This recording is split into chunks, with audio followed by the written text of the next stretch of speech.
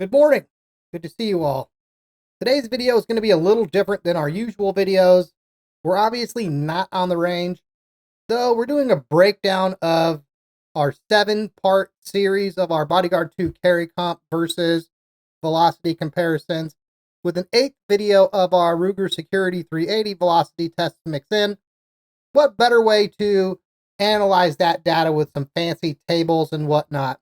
So this data that we're going to look at here in today's video, it's all available on our website if you would like to look at it. And for the most part, we're going to let you draw your own conclusions.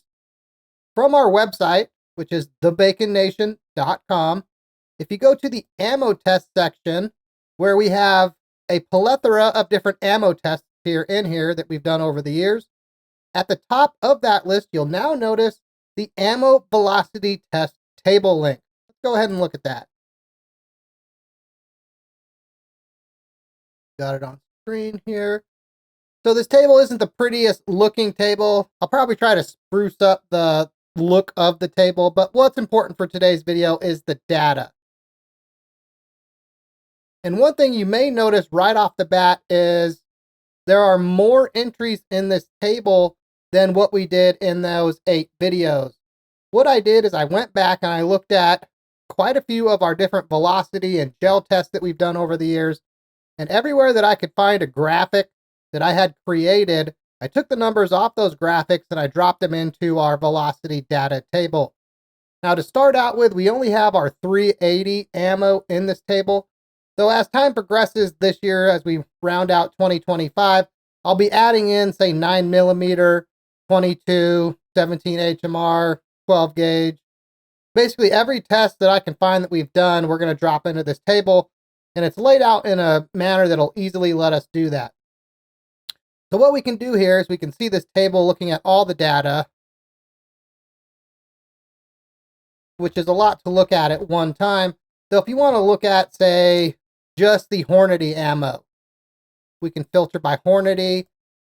And here are all the tests that we've done with Hornady. You'll notice we have quite a few entries with Hornady Critical Defense, as well as Hornady American Gunner. This is to allow us to compare and contrast between different firearms. I've included barrel length, so that way we get an idea of how barrel length affects the velocity, does or doesn't affect velocity and energy. And to the right on this, where it says more data, there's a link to where we have done a ballistics gel test, to where the velocity and the energy that we're quoting here corresponds to a gel test. You can actually see the penetration, the expansion, and a link to the video that corresponds with how we came upon that data. So for example, when we last tested the Hornady American Gunner out of our Bodyguard 2.0 with its 2 3/4 inch barrel, our average velocity was 896 feet per second for 164 foot-pounds of energy. I should say this is our spring test, not our most recent test.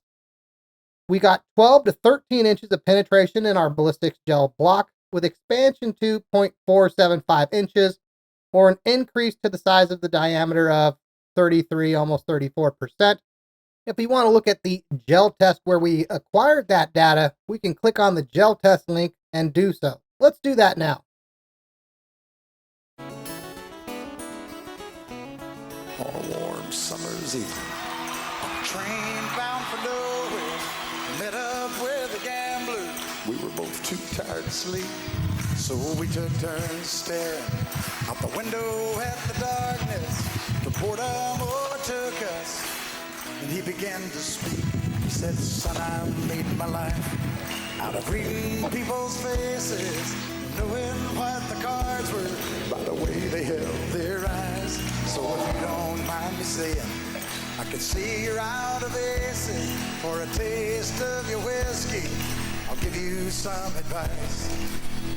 So I handed him my bottle, and he drank down my last. We already summarized that data, so I'll save you from having to hear that on repeat. But you can see that the link works. It goes to our gel test. And right off the bat here, if you're looking at our ballistics gel table for that Hornady test, go ahead and hide the results. One thing that you'll notice in the results here, and I should have led with this, is There are a variety of factors that can affect your chronograph numbers. They're not going to be identical every day that you do a test, highly unlikely. Weather conditions like humidity, temperature, probably even wind, etc., are going to slightly affect the numbers that you get. And we can actually see that in the data that we got for our Hornady American Gunner, as well as the Hornady Critical Defense here. For example, when we tested this ammo in the spring, the Hornady American Gunner here, out of that 2 3/4 inch barrel in the spring, our average velocity was 896 feet per second for 160.4 foot-pounds of energy. Well, when we tested that ammo then in the summer, which is hotter, much more humid, as well as a different lot of ammo, our velocity dropped from 896 feet per second on average to 864 feet per second for 149.2 foot-pounds of energy. And interestingly enough, you'll actually notice that even out of our Bodyguard 2 carry comp with a longer barrel, that the average velocity here in the summer, the heat, the humidity, the different lot of ammo, is actually 9 feet per second on average slower than what we got from our Bodyguard 2 in the spring. So across those 7 videos where we did see the Bodyguard 2 carry comp had higher velocity across the board than our Bodyguard 2, the original version, had we done those tests in the spring, I feel like we would have seen a similar increase in the velocity of the ammo to where, say in the spring we got 896 feet per second, we might have seen from our Bodyguard 2 carry comp maybe 920 feet per second on average. And where we see this same thing in other places in our data, for example, if we look at going down to Hornady Critical Defense, we can see that for one test that we did out of our ADX Cheetah, we had 973 feet per second, tested a different time with a different lot of ammo, a different day, different weather conditions. We see almost 40 feet per second difference in the velocity and over 10 foot-pounds of energy difference in the energy. And similar is seen here. You can see we've tested the Bodyguard 2 a couple times. One time we were at 910 feet per second, another time 875 feet per second. Similar with our LCP Max, one time 909, another test 932. Our P365 380 number is a little closer, 921 versus 915. Though, again, we can see that our Bodyguard carry comp at 921 feet per second, a little higher than our Bodyguard 2, than our LCP Max on one test, lower on another test. Consistent with the results we got from our P365 380, both having 3.1 inch barrel, one ported, one not ported. So while we do see some tests again where, say, the LCP Max is a little higher, had we done those tests on the same day, would the velocity numbers be, they'd be fairly similar to what we would see today, though we might see more velocity from both, we might see less velocity from both, or dare I say it, we might even see a day where the LCP Max with its longer barrel actually beats out the Bodyguard 2. Let's look at some other ammo. For example, let's go to our Winchester ammo. And if you remember in our Security 380 test, if you watched that video, we had 947 feet per second. Oh, that's the wrong one. Let's go to the Winchester Defender, actually. Because out of all these ammos, at least on this filtered down view, our Security 380 would have had the highest velocity, 1,027 feet per second, for 222.4 foot-pounds of energy. That sounds really good. You're probably thinking to yourself, wow, that wins. That might be the ammo that I want to choose. But does more velocity equal better penetration? And what does it mean for the expansion?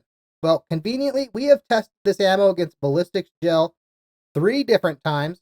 Or actually one time, take that back, Winchester together 3 different times.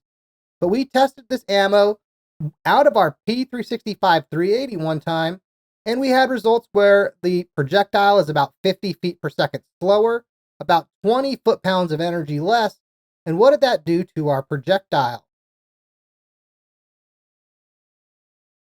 Well, we saw very good expansion. An increase of almost 100%, over 98% increase to the size of the diameter of the projectile to 0.705 inches, though what I would call very anemic penetration in our ballistics gel block, some of the least, or probably the least amount of expansion of penetration that we've seen in any of our ballistics gel tests, at only 6 inches of penetration in our ballistics gel block. Let's see that video.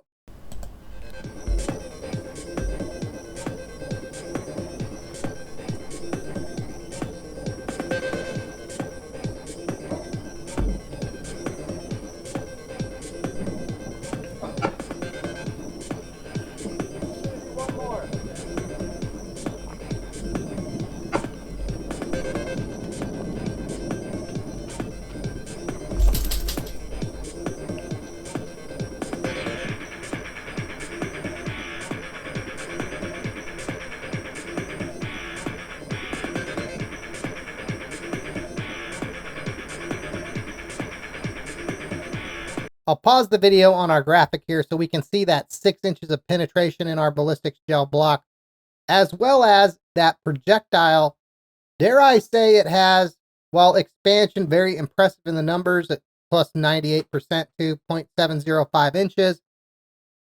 Could that be over expansion? If such a thing exists, I would say we're probably in the realm of over expansion with this projectile. It expanded so much, in my opinion, that it compromised its ability to adequately penetrate our naked ballistics gel block, pretty much the most ideal conditions it's going to face. And because it expanded so much, that extra drag, in my opinion, really compromised its ability to penetrate effectively. Let's look at a different ammo now, one of probably the internet's favorites in terms of the Bodyguard 2. We'll go to Federal ammo. One thing I think is interesting is there's a segment of people that like this Federal HST ammo, though one that you'll see thrown out quite often on the inner tube, especially in Bodyguard 2 threads, is Federal Hydra-Shok Deep. Now, we did do 3 velocity tests with 3 different firearms. We've done 1 ballistics gel test out of our P365 380, though we've also tested the Hydra-Shok low recoil and Federal punch. For today's video, we're going to talk about the Hydra-Shok low recoil compared to the Hydra-Shok deep. Where Federal calls and brands on the box the Hydra-Shok low recoil, in my opinion, that is in comparison to Hydra-Shok deep. It has less recoil than Hydra-Shok deep, though I think it's on par with most of the other ammos that we shot in this 20 ammo test video. There's a handful that might be a little less recoil, though I would put it probably in the middle of the pack and call it just average recoil. Though saying Hydra-Shok average recoil doesn't sound as marketing friendly as Hydra-Shok low recoil. The low recoil has an advertised velocity 1,000 feet per second for 199.8 foot-pounds of energy. That's out of a 3 3/4 inch barrel. Out of our 2 3/4 inch barrel of our Bodyguard 2, we saw, as expected, less velocity and energy. Though you'll notice, because we happened to do that Bodyguard 2 test in the spring, when it was different temperature, different humidity, different lot of ammo, it actually had what some would say significantly more velocity compared to our Bodyguard 2 carry comp when we tested that in the summer, in the heat, the high humidity, and a different lot of ammo. We have over 40 feet per second difference in the velocity and over 16 foot-pounds of energy difference, or just about 16 foot-pounds of difference in terms of the energy. Now, had we tested the Bodyguard 2 carry comp in the spring, would we have seen 945 or even more on the velocity? My gut says yes, but we don't have a time machine, so we'll never know. Though one thing we can say is when we tested that ammo in the spring at the 945 feet per second range, our ballistics gel penetration was between 10.5 and 11 inches, with expansion to 0.464 inches, or an increase of about 31%. Now, we're not going to watch that test, though we are going to watch the one here for Hydra-Shok Deep in just a moment. And speaking of that Hydra-Shok Deep, our 3 tests, which all took place on the same day, we can see that the carry comp had the highest velocity on average, 875 feet per second, with the P365 380 not far behind at 864, and a noticeable but not insignificant drop of velocity to 837 for our Bodyguard 2. Between the Bodyguard 2 carry comp and the P365, I think it's easy to make the argument that those are close enough to be within one round of the next, or to be considered the same velocity and energy on average. And as a result, let's go ahead and watch our ballistics gel test now from our P365 380 to get an idea under ideal conditions on how this ammo might perform out of the Bodyguard 2 carry comp against ballistics gel.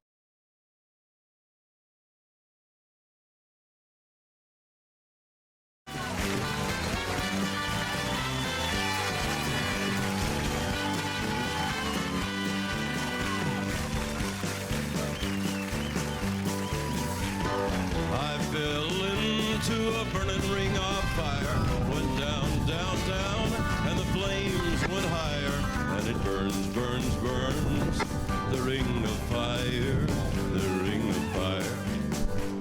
Love is a burning thing, and it makes a fiery ring, bound by wild desire. I fell into a ring of fire.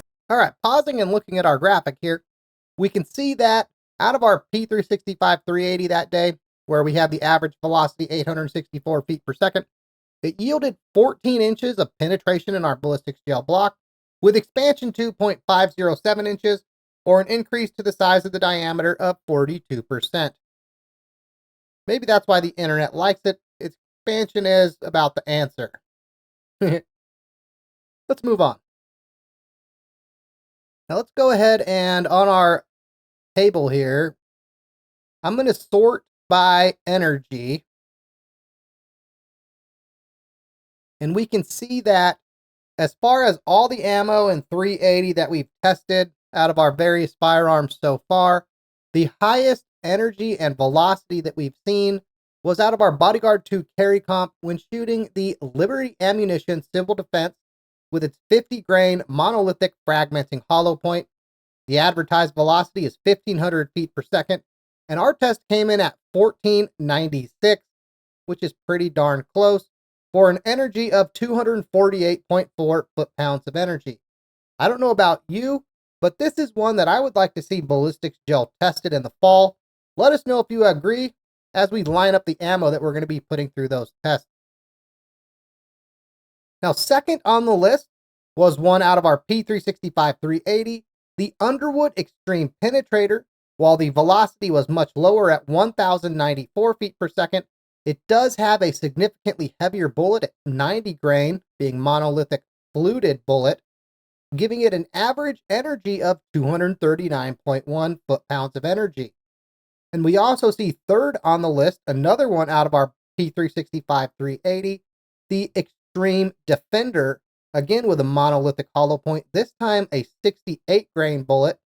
In the past, when we tested this ammo, I think this was about a year or two ago, our average velocity came out to 1,256 feet per second for 238 foot-pounds of energy. So almost identical energy to what we see out of the Extreme Penetrator. Lighter bullet, but moving faster, making up that difference. Let's go ahead and watch that test and see how it looked against our naked ballistics gel.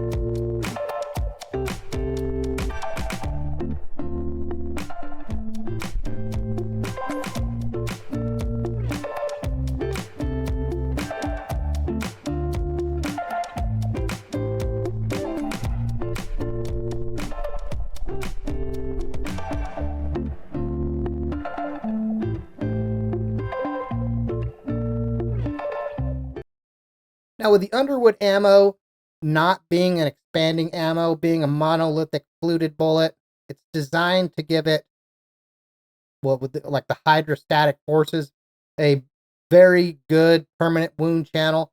And in the slow-mo, you can see how that wound, what causes that wound channel to be, we'll say, so aggressive. In our ballistics gel test of this ammo, we got penetration to 13 inches in the ballistics gel block. No expansion, which we didn't expect any because that bullet is not designed to expand at all.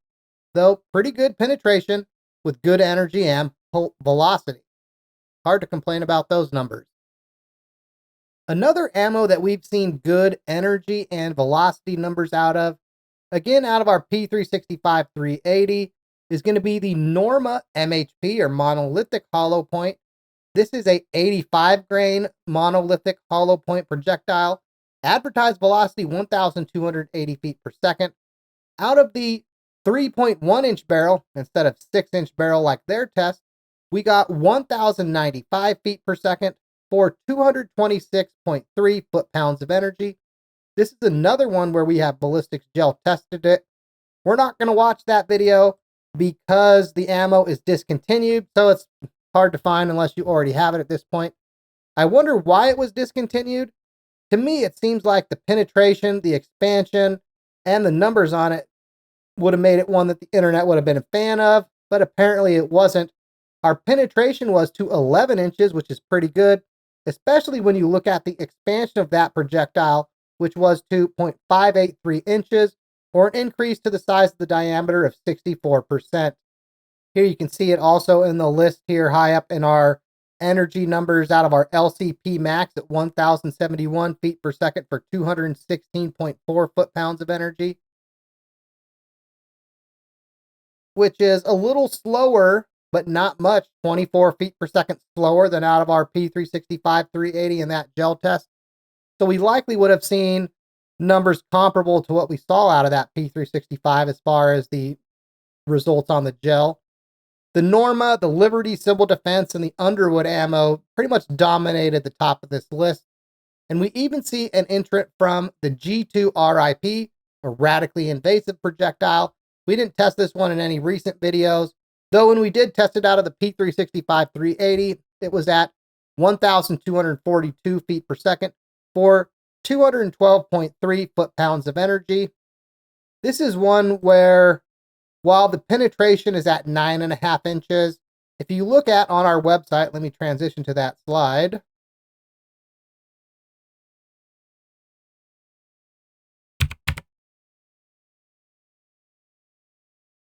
You can see here that these tines that are on the projectile, I'll scroll down a little bit. You can see they fragment off as designed and intended, and you don't really get the bulk of the projectile anymore. Let's see if we have the numbers. Okay, I don't have that graphic loaded on here. But the bulk of that projectile is shed when the projectile fragments, so you get a little Smartie-sized disc, which penetrated to that 9.5 inches in the ballistics gel block. Now, is that enough to do immediate lethal damage? I'll let you be the judge on that front. Though I do wonder if we go to Liberty Civil Defense, because I do have a picture for this, which is where I'm curious and I want to do my own test, is in the marketing material for the Civil Defense, we can see that it looks like it fragments in a similar style to the G2 RIP. And I wonder what that's going to mean in terms of damage on the block and penetration, and if there's like a Smartie-sized disc that penetrates, or if that entire round just fragments and doesn't get much penetration. So we'll see. We plan on testing the Liberty Civil Defense, like I said, in the fall here once we get access to our training center again. Okay, back to our ammo table, where we start to see, I would say, everything from the Winchester Defender. The Winchester Defender, Norma MHP, Remington Ultimate Defense, Underwood, the Liberty Civil Defense. We see above, in terms of the energy out of many different firearms across multiple tests, an energy above 200 foot-pounds of energy. The internet, depending on the video that you watch, they'll say this ammo one or that ammo one. I'm not sure what they're using to judge the, quote, winner of the ammo, but if you're looking for, quote, maximum energy translated to your target, Ultimate Defense, Extreme Penetrator, Extreme Defender, Norma MHP, maybe even Liberty Civil Defense and the G2 RIP. Potentially, those two I'm not sure with how they fragment so aggressively, but certainly the others are going to transfer a lot of energy to your intended target, be it paper, ballistics gel, or in a home defense situation. Now we did look at, go to the Remington slide here, and we'll leave it on default. Now one thing we looked at was, is there any difference between Remington Ultimate Defense and Remington Golden Saber? Same 102 grain brass jacket Golden Saber projectile, nickel plated brass, they look identical. If you go to Remington's website, the one that is still listed on the website will have the same numbers if you Google search the other one, because you can find the legacy page for the Ultimate Ultimate Defense. You can still pull up the legacy page for it. It'll have the same advertised velocity, the same ballistics gel chart, etc. Though from our tests across the board, we can say that if nothing else, there appears to be at least a slight powder charge difference between the Golden Saber and the Ultimate Defense in 380, where our Golden Saber has lower velocity across the board compared to our Ultimate Defense. Though in both cases, we see significantly more velocity and energy compared to the numbers printed on the box. I believe the number, which we have it here actually, 815 feet per second is the advertised velocity. And in all of our tests, we are significantly well above that 815 feet per second, which I thought was quite interesting. Sometimes manufacturers get a little, we'll say, over ambitious. Maybe they pick the highest result in their test and they put that on the box. We don't know the barrel length that Remington used for their test, though I find it interesting that they put 815 and that for 5 different firearms of the Ultimate Defense, 4 different firearms for the Golden Saber, we weren't anywhere close to that, and we tested barrels ranging from 2 3/4 inches all the way up to 3.4 inches. Now, we don't have a ballistics gel test for any of those ammos, unfortunately. Maybe in the future we'll do a ballistics gel test for the Remington ammo. Let's look at Spear Gold Dot. Now, we did test that out of 3 different firearms. And again, well, this is one where in the past, when we ballistics gel tested it out of our P365 380, probably a year and a half ago in the spring last year, different lot of ammo, again, different day, different weather, etc. We had much higher velocity that day, more than 50 feet per second difference than what we saw out of our Bodyguard 2 carry comp here a couple weeks ago when we tested it, and almost 100 feet per second difference out of our Bodyguard 2 back then. When we look at our ballistics gel results against the naked ballistics gel, at 960-ish feet per second, we got 10 1/4 inches of penetration, with expansion to 0.496 inches, or an increase of almost 40% the size of the projectile. We'll skip watching that test, though I would expect with how, when we test ammos on the same day, that we get very close numbers between our Bodyguard 2 carry comp and our P365 380, that out of the carry comp at least, that we would see results similar to what we saw in our ballistics gel test a year and a half ago for that ammo.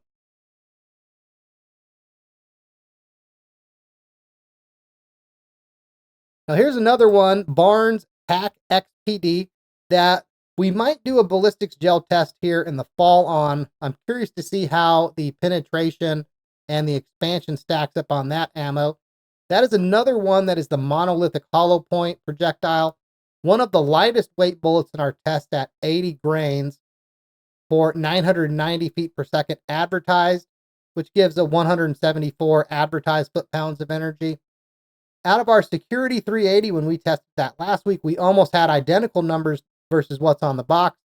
Though out of our other 3 firearms, when we tested those on the same day, we saw quite a bit less than what was printed on the box.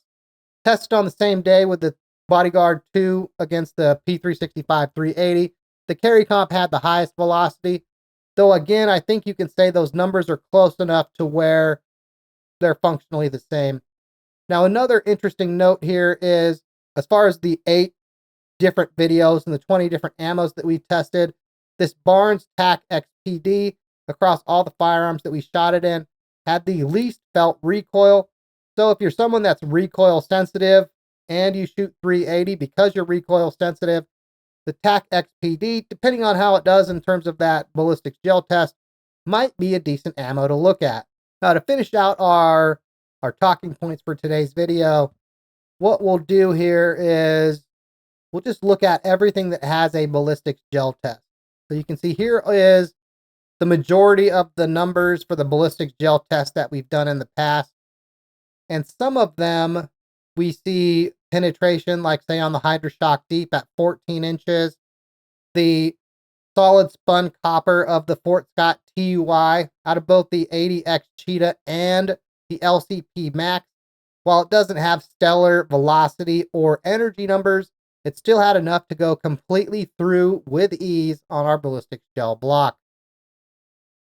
Hornady American Gunner is one where we didn't see the most spectacular velocity and energy numbers that I would say, though with penetration at 12 to 13 inches and expansion of over 33%, was unexpectedly good comparing and contrasting the numbers versus the performance, in my opinion. And of course, Hornady Critical Defense is one that we feature quite often in the channel. And that's one where I would say we see consistent penetration in the 8 to 12 inch range, depending on the firearm. And you can, at least in my opinion, see a difference in terms of the penetration with how it correlates to how much expansion we get on the projectile. When we had expansion in the 22% range, it was 10 to 12 inches. Though when we've seen expansion in the 62% range, penetration in the 8-inch range. And then with less velocity out of our LCP Max, not much expansion or penetration. Now, another decent one as far as expansion goes anyway, SIG Elite Defense. On that, we see expansion to around 63%. Penetration in the 9-inch range, so in the, we'll say, middle-in range. Not fantastic, but certainly not the worst of the list, which is going to be the Winchester Defender. A great expansion at over 98%, but only 6 inches of penetration. As we said earlier, that's kind of not ideal. Though I guess on the flip side, if you're someone that wants to make sure you don't have over penetration at all costs, maybe that's one you look at. Now, one thing you may have noticed in all of our velocity tests was I tried to stagger the results to where on different days we had different manufacturers as well as different bullet types. So between full metal jacket, which we didn't have any that would be full metal jacket, but we did do monolithic solid spun copper like the Fort Scott TUI, monolithic hollow point like the Barnes TAC XPD and the Norma MHP, monolithic fragmenting like the Liberty Civil Defense.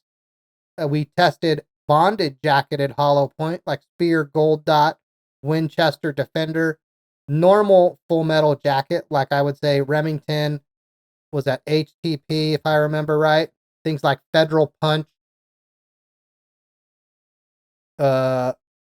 Remington HTP. What we'll call fancy jacketed hollow point, the brass jacketed hollow point. The thing about the Remington Ultimate Defense and Golden Spears, they'll say BJHP, and I always want to call those bonded jacketed hollow point, but it's actually brass jacketed hollow point. One of the oldest bullets we tested would have been the Sierra Sportsmaster. I wasn't able to find our gel test video of that, though at one point when we first started doing gel tests, we did do a gel test of that ammo, and we saw no expansion of the projectile. One of the only times that we've seen no expansion on a hollow point and across our tests. Now, an interesting note about the Sierra Sportsmaster and Sierra Outdoor Master, which if you watch our videos, you know we think that's the same ammo. Both of those are actually loaded by SIG. They just use Sierra's bullet. So the Sierra Sportsmaster bullet, which is interesting because SIG also loads their Elite Defense, though they use the V-Crown jacketed hollow point. And when we have ballistics gel tested that bullet in the past multiple times, we have seen okay penetration with pretty good expansion on it. So while they're both loaded by SIG, they certainly have a different bullet on it, the V-Crown hollow point versus the Sportsmaster. One, a much older design from, say, the early 80s versus a more modern hollow point in that V-Crown. Another one that might be, I don't know, it could be older even than the Sportsmaster is going to be the Winchester Silvertip. We've done quite a few tests out of. And even though that's an older bullet, been around for a while, we still see decent expansion and penetration from that round. Actually, quite a bit better, in my opinion, versus the Winchester Defender.